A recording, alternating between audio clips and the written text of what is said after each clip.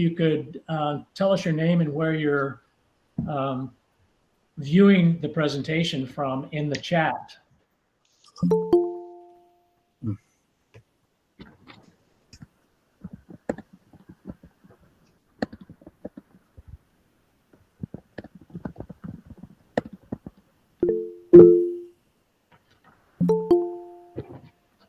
Again, as you enter, if you wouldn't mind putting your name and where you are from in the chat so we get an idea of our audience today, would really be appreciated.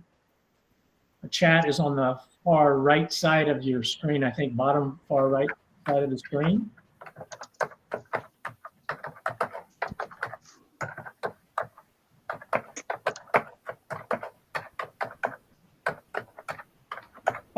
Michelle, if you would mind putting your microphone on mute when you're not talking. Okay. Thanks. I should do the same, actually. Yeah, I'll mention that when everybody gets in as well. So.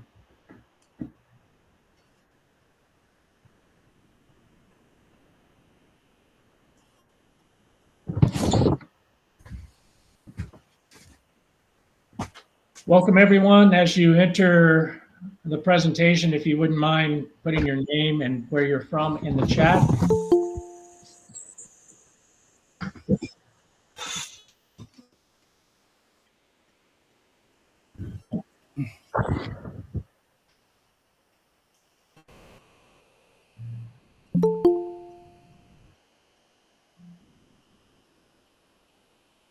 This is the chat. Great, good.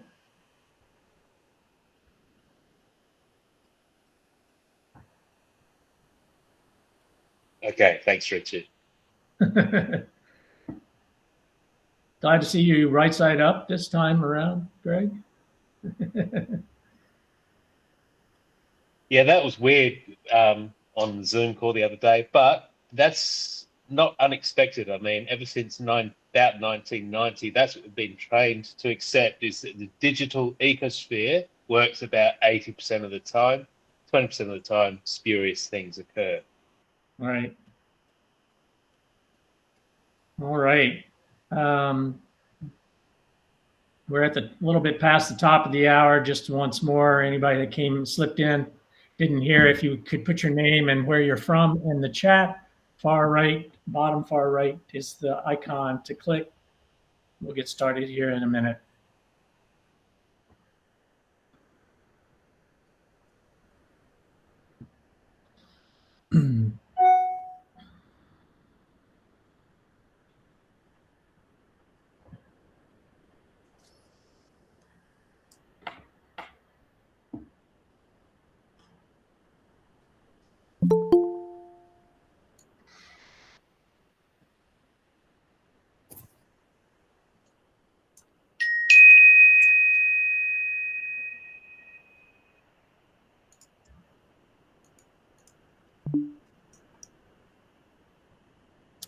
And once you have posted your name and where you're from, if you could be mindful to turn off your mics until we're ready for questions to the presentation, that would be appreciated. I think we should go ahead and get started, don't you, Wayne? Sure. Okay, so first of all, I would like to introduce myself. My name is Rich Brown. I am a sortition advocate from San Francisco, California in the US, and I'll be your moderator for today. To let everyone know, we will be recording this event and we will be posting a link to it on our website, insa.site, which I have put at the top of the chat.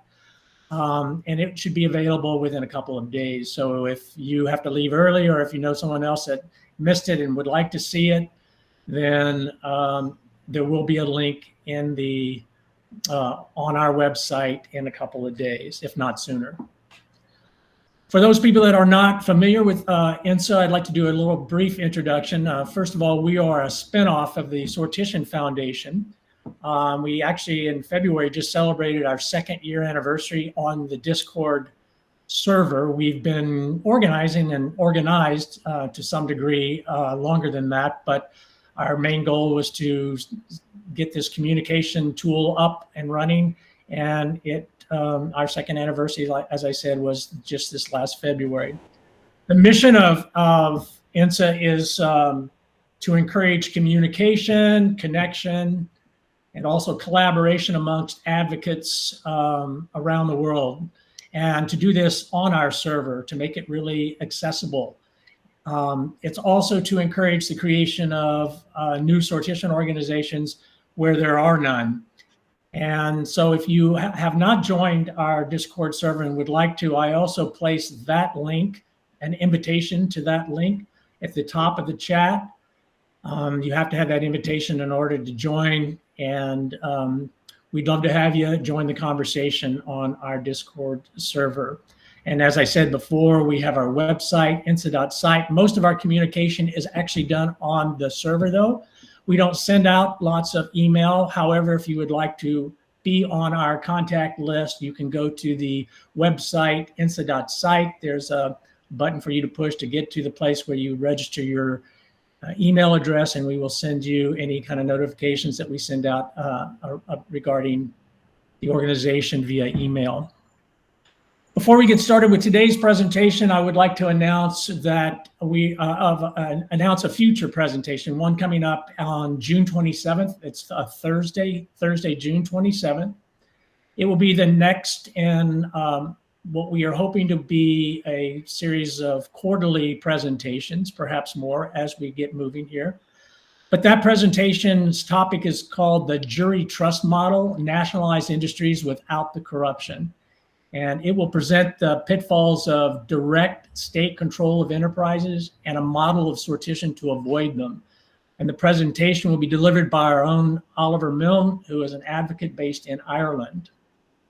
One more future event to be looking out for from INSA is that late August, early September, the date is yet to be set, but we will be advertising this as soon as it becomes available. We will be sponsoring a half-day conference related to the topic that Oliver will be speaking about in June. So those two events will be coming up. Keep an eye out for those. Once again, if you wouldn't mind turning your mics off to make sure there's no background feedback or noise while we're presenting today. I will, if you have questions, our presenter today, Wayne, has agreed that it's fine for you to go ahead and speak up and ask questions as he presents.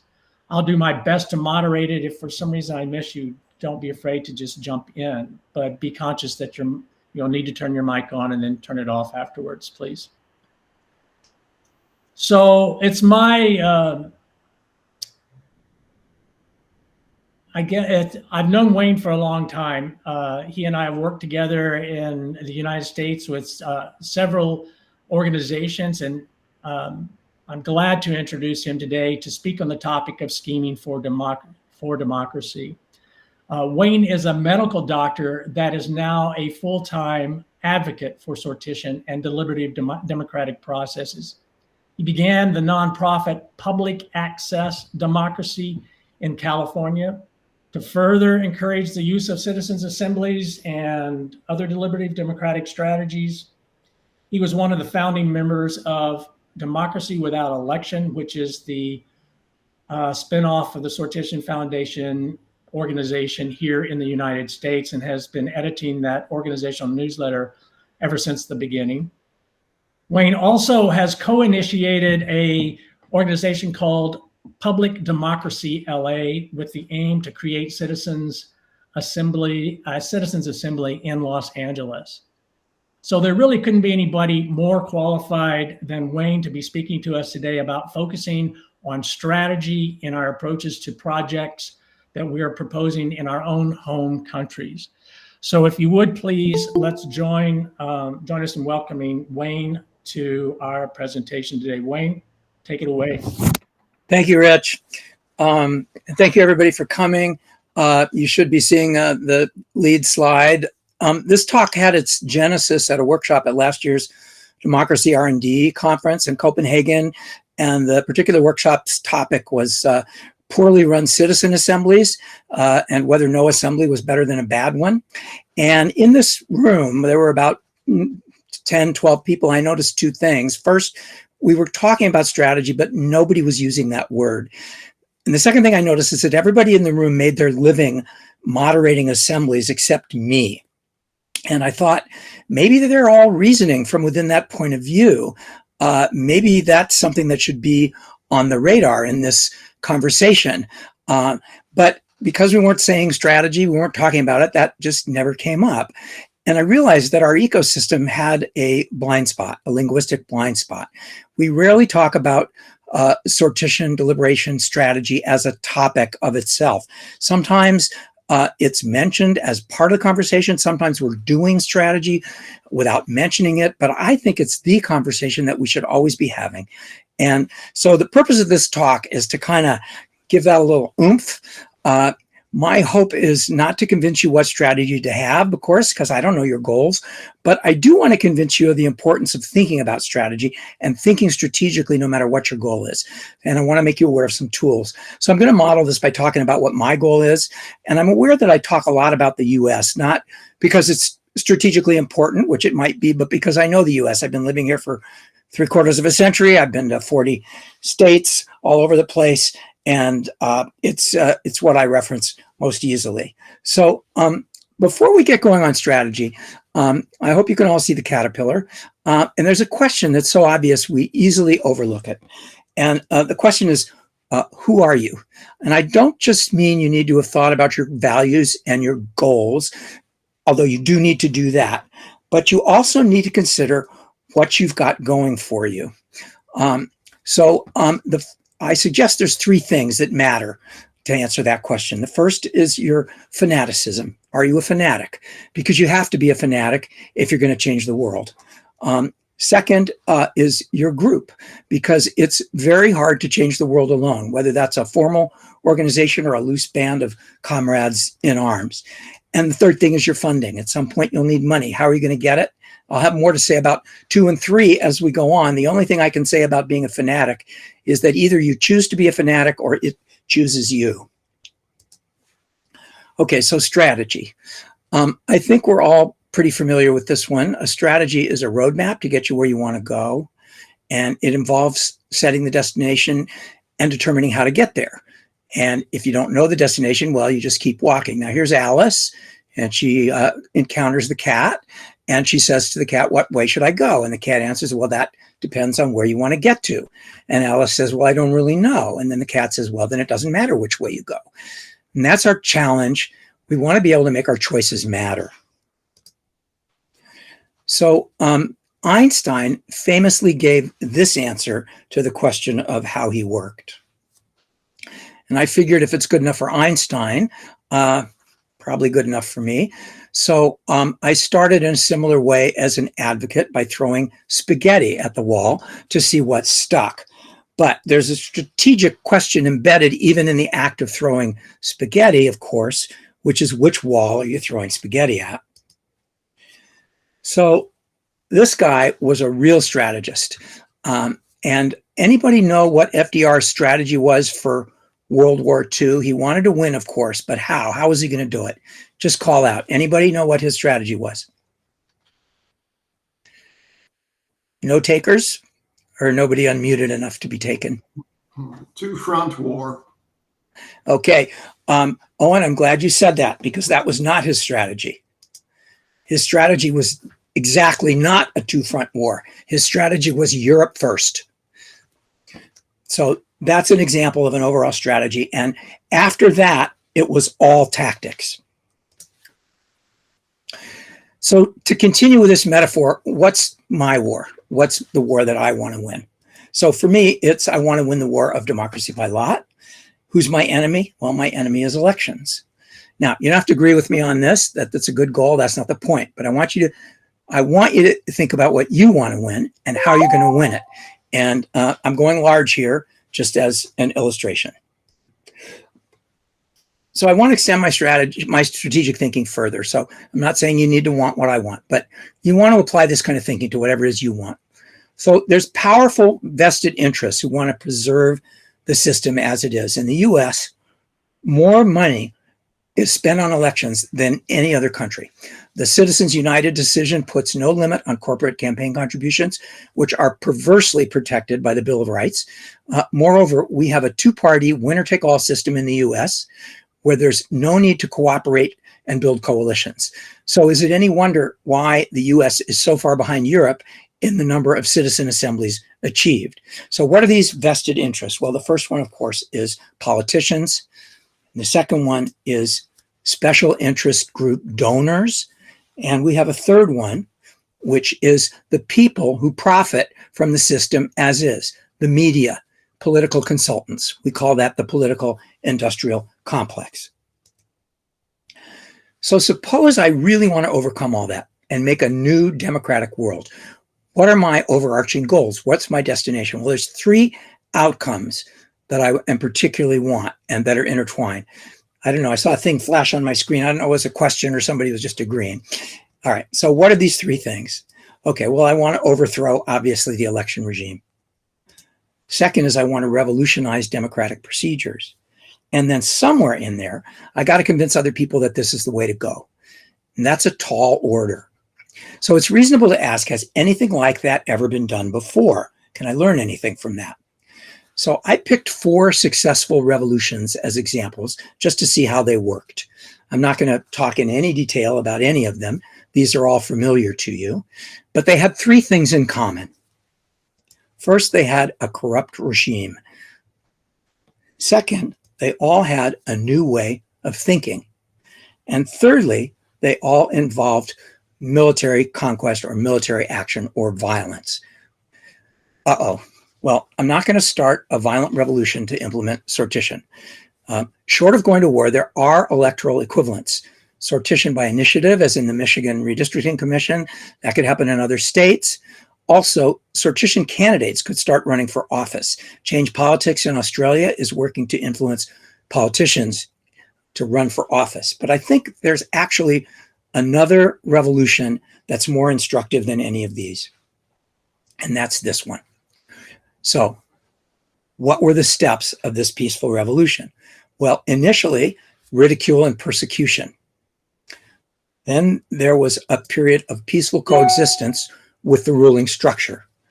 And then gradually, the spread of new ideas until Christianity won Rome over. This took about 400 years. That could be our time frame. So that's where I want to go. How do things stand now? And I'm just going to read David Van Raybroek's quote here. Without drastic adjustment, this system cannot last much longer. If you look at the decline in voter turnout and party membership, and at the way politicians are held in contempt, if you look at how difficult it is to form governments, how little they can do, and how harshly they're punished for it, if you look at how quickly populism, technocracy, anti-parliamentarianism are rising, if you look at how more and more citizens are longing for participation and how quickly that desire can tip over into frustration, then you realize we are up to our neck. There isn't much time left. So if things keep going the way they're going, what does the future look like? I see 3 possibilities. The first is the dictators take over, authoritarianism. We're fighting that battle bigly in the United States right now. It's being fought in other countries, as you know. Second is that societies collapse. Global catastrophe, most likely from the effect of climate change. World War III is certainly a possibility. That's another outcome. Third, we somehow muddle through with the corrupt system that we have, neoliberalism and elections. I'm going to act strategically as if there's a 4th possibility, however remote, and that's governance by sortition deliberation. Why not? Go ahead and read the poem. I'm not going to read it aloud. So I'm going to act as if there's that 4th possibility. And then I am going to do something really radical, which is to act as if that's what we have now. And that's probably the most important thing I'm going to say in this talk. Some years ago, when Poland was still behind the Iron Curtain, a movement arose for Polish independence. It was called Solidarity. And the leaders of Solidarity knew that they could not prevail against Soviet tanks. So they took a radical imaginative leap. They said, your tanks don't matter. We're simply going to act as if we are already living in the new reality of Polish freedom. They organized on that basis. They electrified the nation, and Soviet power collapsed. You can look it up. That's the magic of as if. If you think for a moment, that's what a citizen assembly is. It's a radical act of imagination. A citizen assembly says to the old order, your money and your power don't matter. The assembly sits at a table that's outside of, in spite of, or simply aside from politics, where the usual political structures of debate, conflict, and authority don't operate. The panel says, we're going to pretend we're just ordinary people here, finding the best ideas by talking to each other as if what we say and decide really matters, because we have given ourselves that authority. There is no tank, there's no amount of money or entrenched power that can prevail against that simple act. That's how Donald Trump lost $500 million in court, because a jury of his peers decided that's what he owed. When I talk to people about sortition, I often point out that if juries were elected, we'd never have justice. Oh, I should have said, let me go back. This guy on the left in the photograph, that's Adam Michnik, and he was the Polish thinker who inspired solidarity with these ideas. Okay, so that's my first step. I have to allow myself to imagine it and act as if it's already true. If I can't imagine it, then I'm done. But if I can, then I just need to get other people to see it. And that's my theory of change. Build awareness about lotteries and deliberation in a patient and realistic way from the ground up. Early successes and lessons can pave the way for more ambitious projects in the future. There's 5 aspects to this. You're not doing these in sequence, you're sort of doing them all the time. Map the space. Identify your allies. Unify them.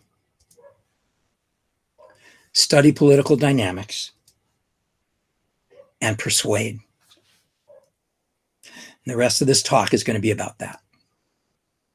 So I'm going to talk about mapping, identifying, and unifying first.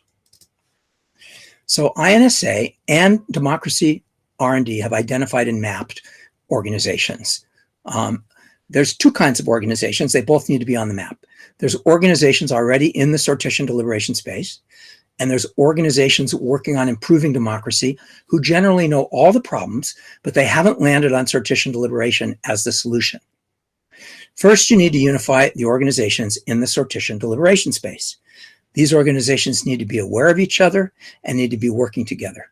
We need to create tables, forums, councils for them that gives them the opportunity to have a common face, not to make decisions for everyone, but to coordinate attention, keep others informed, and ensure people who need collaboration are finding it. Then you go out among the Gentiles, the other democracy organizations. All right, allies. Whenever I talk to the Gentiles, I begin by telling them how I began my personal political experiment by trying to win elections and shoring up our struggling democracy here in the US. I use this metaphor. It's as if I had thrown my ladder against the wall and was storming the castle of democracy in order to take it back. When I discovered sortition deliberation, it was like somebody informing me that if I went down to the other end of the castle, there was an escalator that went straight to the top. That's sortition deliberation. So this is a photograph from the American Democracy Summit in Los Angeles last October, and it was designed to introduce democracy advocates to sortition. They were Gentiles. They had not been won over. That's Lynn Davis of Healthy Democracy. There's Leonora Kamner of Public Access Democracy, and Ramin Sarabi of American Public Trust. Now, this was fertile soil because all of these organizations had been knocking their heads against the wall trying to fix democracy, and they needed to know about the escalator. I want to shout out Healthy Democracy, not only for their incredible moderation work, but also their advocacy, teaching the innovative ideas they have, like the initiative convention system. They're the little engine that could. Practitioners practitioners in the space, they're all allies, although we have to be cognizant of incentive bias. That's what I talked about at the top. To the extent that an outcome is in your interest, your judgment of that outcome will be clouded. If you make your living moderating citizen assemblies, you will tend to want things that will produce more and better paid citizen assemblies to the exclusion of other strategies. Healthy democracy is not prone to this cognitive bias because they're constantly reminding themselves of it. But if you're not doing that, you're screwed. This is a new development in the US I want to mention. A number of organizations in the deliberative space are now participating in a coordinating call with the idea I already mentioned of aligning intentions, keeping others informed, and ensuring those who need collaboration can find it. We're about to invite many groups in the space to a deliberative session moderated by Healthy Democracy to arrive at shared values. So we're going to eat our own cooking. This is a first step in unifying the deliberative space in the US. It's probably the most important strategic step that has been taken in the US so far. So stay tuned for that one. A few words about politics and persuasion. Persuasion is relatively simple. Politics is not. You're not going to learn what you need to learn about politics in this talk. So what I say about it is just a taste. So this slide shows three core constituencies we need to cultivate: the government, public interest groups, and the public at large. There's a fourth not shown. Any guesses? Opening it out to the group. Owen, feel free to guess. You were very close last time. What's the fourth group we need to worry about? Anybody? Funders? Funders is good, and I would say that's a fifth group. But the fourth that I'm thinking of that's really important is media. INSA is compiling a list of journalists receptive to writing about sortition and deliberation. That is a very strategic thing to do. And in the following slides, I want to illustrate some of the dynamics that are at play between these groups. We haven't seen much literature about strategy. And take a sip here. Claire Millier and Rich Wilson are prime movers in the deliberative space. Lynn Davis and I visited them and their kids in their hometown in the Cotswold last year. They recently published Getting Real About Citizen Assemblies. There'll be a link to this, in which they argue that the focus on assemblies, political mandates, is divorced from an understanding of how change actually happens. And they make three recommendations. First, that after citizens' assemblies, we need to mount pressure campaigns to implement the recommendations. Second, the panelists need to become political actors. For example, media and speaking training could be part of the assemblies. And third, we should regard assemblies as demonstrating a new model of governance. We sell assemblies to electeds as a way to increase their legitimacy. But our real constituency is the people. And we should be calling their attention to assemblies as ways to achieve the changes they want to see. In this context, I just want to mention briefly the recent failure of the Irish referendums on marriage and women in the home. We're going to be doing a postmortem on that for a long time. We should be doing it with the idea to improve our strategies. And a question to ask with reference to that is, how well were they following points 1, 2, and 3 here? The diagram at the left is from John Gaventa. He's mentioned in Rich and Claire's article. It's a very clever analysis of power, likening it to Rubik's Cube. And these are different ways of looking at how and where decision-making occurs. So the first is there's the level of the political space, which can be local, national, or global. That should be pretty obvious. Second, there's also closed, invited, and created spaces. A closed space would be a congressional committee meeting privately or a parliamentary committee. An invited space would be a public hearing at an open mic. And a created space would be something like the Global Assembly on Climate Change, which didn't ask anybody's permission to assemble. There's also three forms of decision-making: hidden, visible, and invisible. So visible forms are where decisions are openly arrived at. An election, for example, a vote in parliament. When decisions are off the table, you get into hidden and invisible forms. So Hidden forms of decision making are where political kingpins set agendas in back rooms and control who gets the table. It would also be the people that control, who the experts are going to be at a citizen assembly. Invisible forms are really interesting and insidious because they are where you don't know what just hit you. If you've ever played in a poker game for 5 minutes and you don't know who the patsy is, you're the patsy. You're also the product that Facebook is selling. You don't even know you're powerless. The assumption that elections equal democracy is an invisible decision form. It's in the walls for most people until we begin to wake them up. Now you can spin this Rubik's Cube around to see how these levels, forms, and spaces combine and interact. I'm not saying this is the only way to look at power. It's either useful to you or it isn't, but I'm including this now because it's part of strategic thinking to be receptive to new ways of looking at things as a way of understanding what blocks change. This is an old-fashioned strategy chart developed by Heather Booth. There she is playing the guitar for Fannie Lou Hamer and others during the Freedom Summer Project in Mississippi, 1964. Heather is still going strong. She's probably the most important activist strategist you've never heard of. You should get a copy of the chart and look at it. I'll give you the link at the end. But just to give you an example of the practical thinking that went into devising this, I've circled one thing at the top in the fourth column under targets and decision makers under that heading. It says, when you're targeting decision makers, your target is always a person. It's not a committee. It's a person. Who has the power to give you what you want? What power do you have over them? That's a taste of that kind of strategic thinking. There's two maps from the how to cause the change chapter of Democracy R&D's new guidebook on institutionalization. The first map is about advocacy strategy, and it asks questions similar to the Midwest Academy strategy chart. Who are the decision makers? Who are the potential allies? Who are the blockers? The second lower chart describes how laws get made. What are the pressure points? What are the obstacles? What are some relevant strategies? So I urge you to look at these documents as well. They'll be helpful to you once you've thought about your goal, and I also will give you that link at the end of the talk. Funding we mentioned. It's a separate topic, but it's part of strategy. And this is a report on institutional philanthropy in the US. It's mapping that territory. I'll have a link for you for that.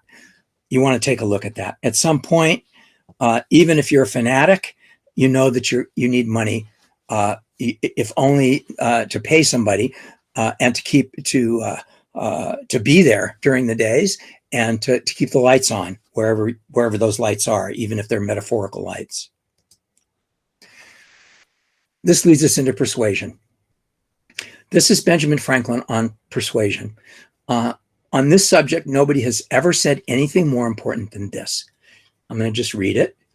If you would persuade, appeal to interest and not to reason. It was a revelation to an entire generation of awakened activists when the grassroots group Indivisible formed in response to the 2016 election in the United States and told its members the secret to persuading legislators, which is what they care about, is being reelected. That's what they're interested in. Not fairness, not democracy, not particular policies, getting reelected. This is how you message in order to persuade. There's 3 V's: value, villain, and vision. This is always how you do it. So here's an example. Let's say you want a message that redistricting should be handled by a lottery selected commission, and you're directing this message to the press or the public. So this is your value. I'm particularizing it to LA. A Los Angeles where democracy works to meet the needs of the people. That's a great value. Who's your villain? Well, you might not want to say this to your city council, so you might tweak the villain, but in this case, we're talking to the people, a political system which can hijack the attention of political leaders, forcing them to constantly worry about getting reelected. Now, if you're talking about then if you're talking to political leaders, you might say a system of redistricting that wastes council members' time and involves them in endless bickering, making the public angry enough to recall a lot of them. That's something that's going to get the ears of an elected. And what's your vision? It's an assembly of ordinary citizens who can rise above politics and make districts fair for everybody. So that's how you do messaging. Now, here's some examples of persuasion. I've left the ghost of Franklin there because I want you to remember what he said. So the first one is FIDE, which hosts deliberative schools for people in government to teach them the benefits of sortition deliberation. They're doing that all over Europe. The first school is happening in the US in April. FIDE stands for Federation for Innovation in Democracy. That's a great thing to do. This is the California League of Cities, and that's where we went to their annual conference to pitch assemblies in a workshop that they had. Lynn Davis and I did this in 2021, which resulted in the Petaluma Assembly. And the title of our workshop was not Citizens Assemblies, a New Model for Democracy. It was an out-of-the-box technique to increase citizen engagement because that served their interest. The people in the league were mayors, council people, city managers, city staff from cities all over California.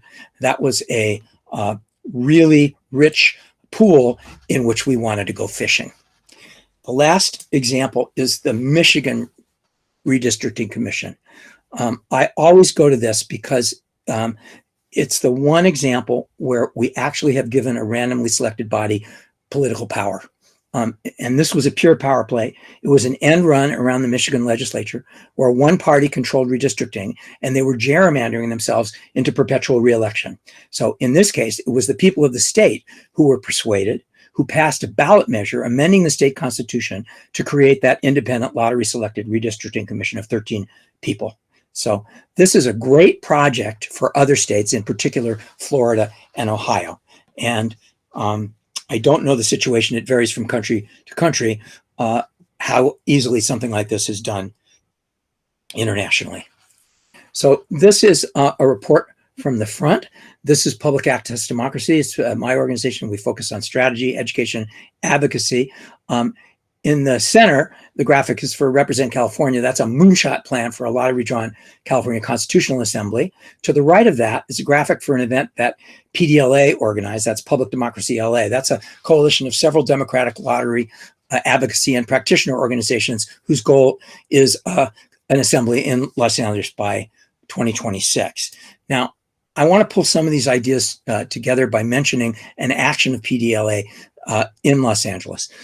Ever since there was a secretly recorded racist conversation between LA City Council members that became public in 2022, the city has been beset with calls for change. And into this boiling pot, we've been stirring the concept of citizens' assemblies looking for targets of opportunity. So on September 19th, 2023, the council passed this motion instructing the chief legislative analyst to research best practices for a possible charter review process, including options for periodic charter review commission. The CLA requested public input prior to issuing its report. Charter reform is something that is stalled in LA. There's no built-in mandate that we have to do it every so often, but the council got interested in it and they wanted public comment.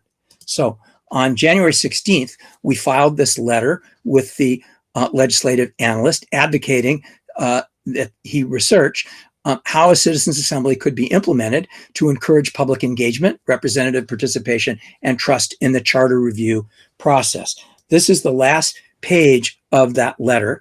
I worked on that with Mike Drashkovich, and we solicited input from all of the organizations who eventually signed on. These were allied organizations in LA, and their names on the letter were crucial, and they're circled there in that image. The CLA issued its report to the City Council on January 22nd of this year, and the public outreach section of the report included a paragraph, the one that's circled, that references the letter that we sent them. they mention every organization that signed the letter, and they make this suggestion to the city council. Our office recommends that this letter be submitted to the prospective charter commission for consideration. The wheels of government grind slow. This is about as much as we could have hoped for right now. We need to make more noise about this in LA. We need the public more involved. We need to target and educate members of city council, which we're starting to do. But we at least have a point of reference that officially puts citizen assemblies on the city's radar in the context of charter reform. That is the end of my talk. This was just kind of to outline the field and give you some ideas. The links that you see there are, Rich has a copy of this, and I'll put those in the chat so you can check out everything there. And I think that's what I have to say. Thanks for coming. And I think we're open for questions. And I think I'll stop sharing so that we can all see each other. Just to let everyone know, the links have been placed in the chat. Hi, David. When did you get here? I'm so glad to see you.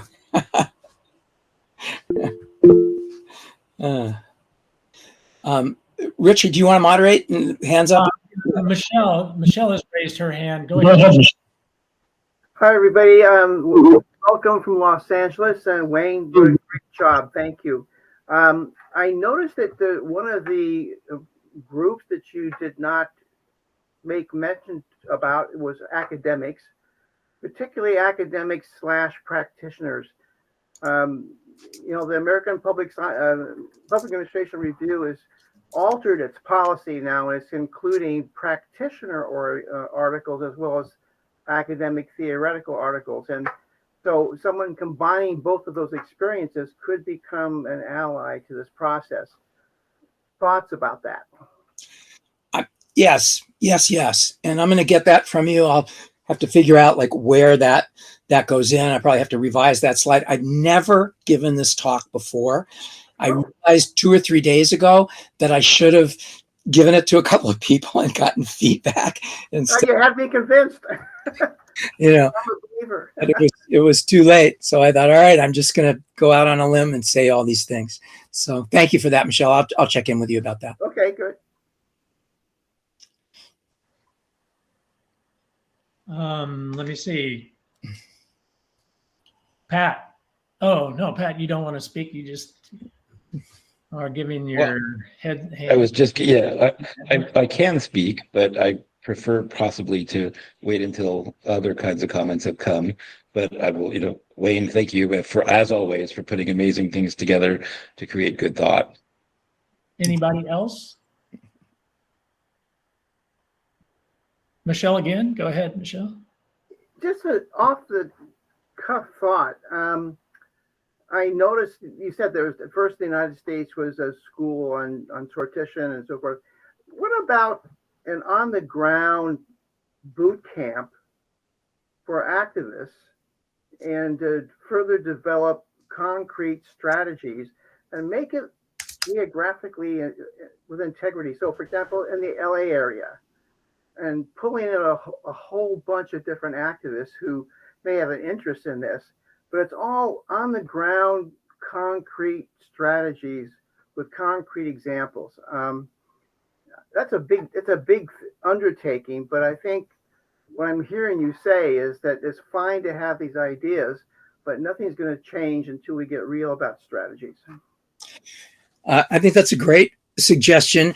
That's a little different than the FIDE thing, which there are a lot of activists that are going to be at the FIDE gathering in April.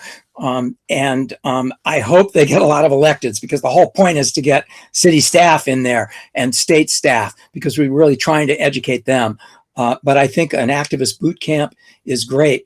I did a lot of these activist boot camps on the electoral side after the 2016 election. We had tremendous interest in gathering. We had a call. I remember I organized a call again. It was electoral, but we had 2,000 people on a Zoom call, doing that kind of thing. So Yeah, I think as we get more people that are involved, as we win more converts, I think that's definitely something that should be on our radar to do, and that's part of our should be part of our strategy. Anyone else? Questions? And I let me just say again, I went large here, but strategy can go very granular. All of these things apply to very granular goals that you would have, right? You don't need to have a huge big goal, and not everybody will agree with the goal that I had at the top. So I just want to say that, because this is not a talk about how to change the world and get to sortition. It is indirectly, but it's really a talk about the importance of strategy, thinking strategically, and always calculating and looking at things, and always having strategy be a part of the conversation. In that light, Wayne, I would really like to have that slide that you had the steps in strategy, so that I can publish that on the INSA's on Discord and INSA's Discord and other places. I think that will help us zero into what those steps in your mind anyway, what those steps are in order to strategize. And that way people can take that and use it as a template for small issues or for larger issues. But that to me is the crux of a lot of what you said, and I'd like to share that. Absolutely. Pat, go ahead. All right. I actually have two arenas of question. And the first one comes to mind, Wayne, when you were talking about, who are my enemies? Who are my opponents? Who are the people that I'm going to have to deal with? And certainly politicians and entrenched money interests. I think we've had this conversation, and I'm interested in the room here, in this table, what other people think about this. As an activist organizer, one of the things that I come up against when I talk about citizens' assemblies and sortition are the folks who come from disenfranchised groups that are fighting voter suppression and, like winning, all the way back to women's suffrage and the Black female activists in Georgia who have spent so long trying to get their voices heard, and this message seems antithetical to them, at least at first. And I'm just curious how folks have managed that, if you've encountered it too, and because ultimately we want them to be our allies, right? But I find that to be a challenge, and I'm wondering what other folks think of that. There's a Dem Club in LA, New Frontier. It's an African-American club. I have been in front of them talking, and I did a talk about Citizens Initiative Review, and I didn't get too far into, not having elections. It was just using sortition to help elections and make elections better about, elections that were the ballot initiatives in California. I think I would probably rather go up in front and talk to an audience of MAGA people than to go back to this club and tell them, guess what? It's not about elections. That's the wrong model, right? Everything you've been fighting for and that you've died for, and everything we've been through in the civil rights movement, all that, forget that, right? So it's a heavy lift. You're absolutely right. I haven't gone back to that Dem Club to have that conversation. At some point, I think I may. I just want to see how that lands when I do that. This is a good point to bring up for those of us living in countries where there are minorities that have been disenfranchised throughout history, because most people that have been disenfranchised from whatever the current paradigm is want the current paradigm before they're willing to look at new paradigms. It's a huge leap, and that would be worth spending some time strategizing about too. How can we bring those people around to seeing the possibilities of increased enfranchisement of their ideas and their culture, their input into the political system through deliberative practices. I think it's really important. Good point brought up, I think, Pat, very much. Anybody else have questions or comments? Don't have to be questions. Michelle? Wayne, one more, one more out of the box thought. One of the big shortcomings of case studies is they're done way after the fact, when all the data is available and no one looks at them because they're busy doing something else. What about getting a grant to have 4 or 5 concurrent case studies being written as the action's happening, and with interim reports posted online on what works, what doesn't work, and then a conversation, ongoing conversation about that among the activists as a way of getting a real-time feedback. Now, just a wild idea. All right, and you're talking about citizen assembly as the action, yes? Yes, for, take 3 or 4 of them, get a grant to have a couple of case study people following along, writing as it's happening. Well, I think Marjan Asasi has done that. I remember I met Marjan at the Petaluma Assembly, and she was there to be working on evaluation and writing at the time. So I think that happens. And as far as giving instant feedback to the moderators while they're doing it, I don't know how good an idea that is. But yeah, thanks for that. We do need those case studies, and we have them, and they're really important as we look at things. If there's not another hand, I want to bring up another issue. I don't see another. Anybody have comment or question? Go ahead, Wayne. Oh wait, Gary.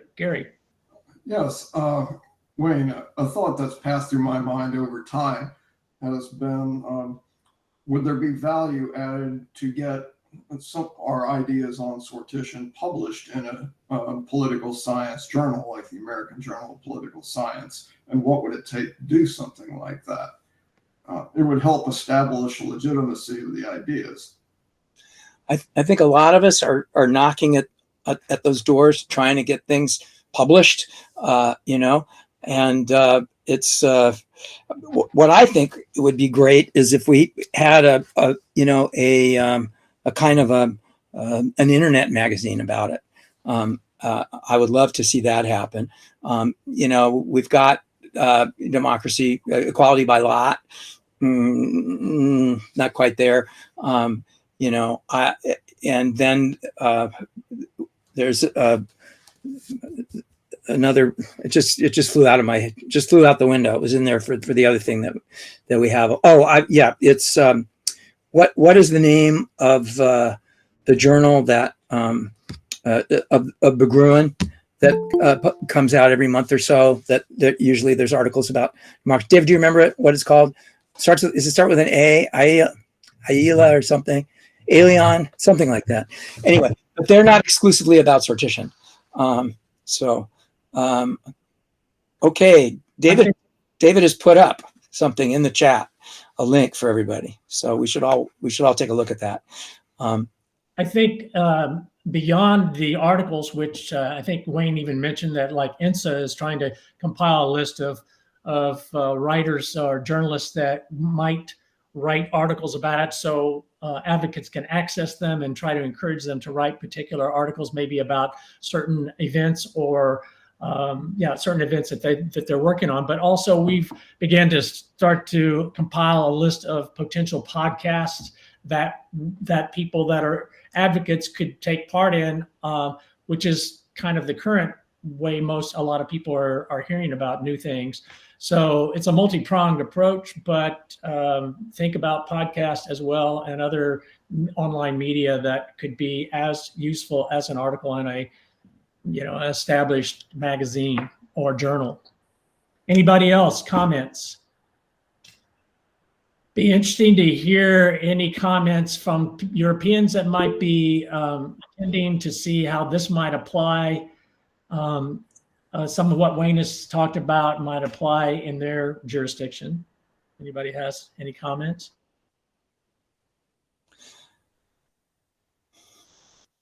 Oliver, go ahead. Sorry. Yeah.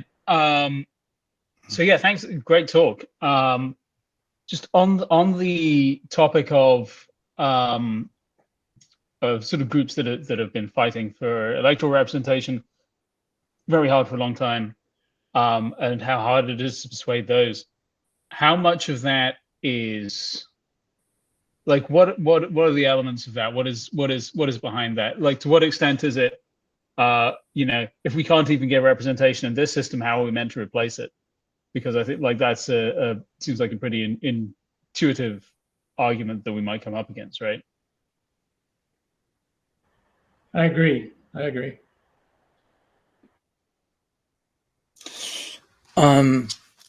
Specifically, Oliver, are you thinking of things like the replace Lords with the Citizen Council and change politics, trying to get people to run in Australia? Are those kinds of things you? I mean, I was specifically sort of going back to the earlier question about the difficulty of persuading like black pressure groups in the US Right. to get on board. I think like if we want to talk about sort of Lords reform, I think that's a different question. The British system is pretty particular and is very resistant to that kind of thing, and to reform in general. I mean, recently we had the Corbyn project from 2015 to 2019 was very much in favor of all different kinds of potential reforms, and kind of the institutions in the UK really locked shields against that. It's very much there's one political and media class, and they are. It's not like the United States where these are two separate groups. They are more or less one group. So it's a really quite a difficult place for reform to try and get a foothold. I think most change comes from below. And so I think a lot of our work is getting recognition of these new ideas as powerful ideas. And that's why I still think a lot of what we do is look for targets of opportunity and just throw spaghetti at them. But we have to bear all these principles in mind of how to do it effectively. I can't wait till Adam Cronkite's movie comes out, or there's this video that he's been working on. I would just love if I met Ken Burns at a cocktail party to pitch the idea of a series on democracy. I mean, I think we have just a lot of work before us. Terry Berisha says that all the time. He said our first job is just to get people aware of these ideas. We are so below the radar in the U.S., not so much in Europe and the rest of the world. Andre, go ahead. Yeah, Wayne, thank you for the talk. Was quite interesting. I think on some parts you're probably in the US at the same stage what we are in Austria, and we are fighting here also to get a more public viewed to be more publicly viewed on the deliberative projects. And the good part is that we are already found a radio moderator that is very, very interested in doing things about the deliberative democracy, to introduce also not only projects in Austria, but also international projects, to show what's going on worldwide.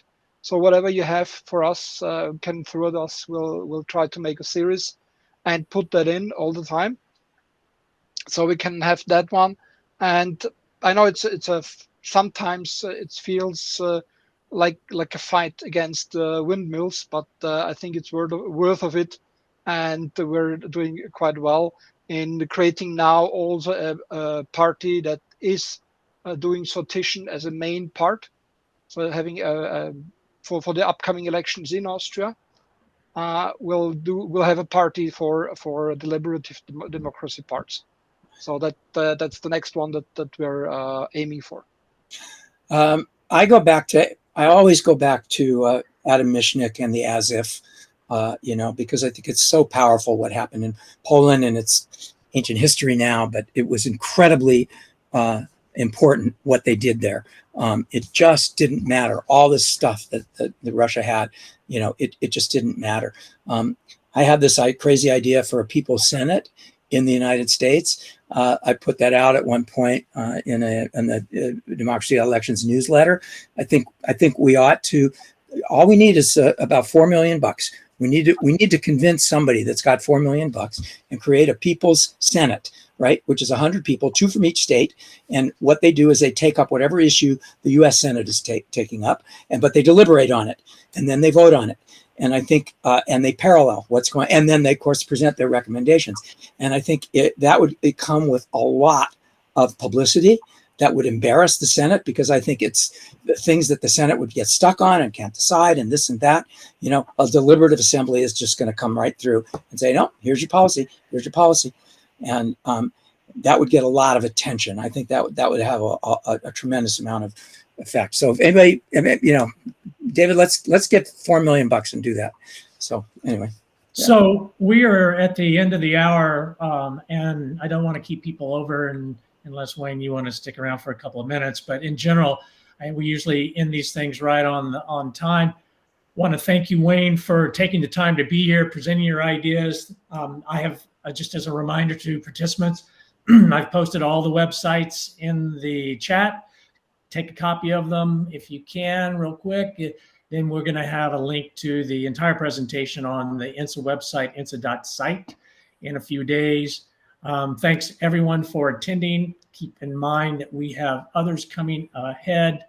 That June 27th presentation will be next. But once again, Wayne, thanks again for being here, and thank everybody else for being here and participating. Thank you so much. I want to just take a second to acknowledge David Schechter for being here. David is the creator of Democracy R&D, which is an international organization of practitioners and advocates that has an annual conference. He created that with Carson, and it's a very important organization and an incredibly strategic thing to do, to bring all these groups of people together internationally. And I want to thank David for coming. So. Thank you, Wayne, and thank you for an important presentation on an important subject. You bet. Thank you. Thanks again, everybody, and we'll see you at our next presentation or on Discord. Have a good day. Take care. Thanks, everybody.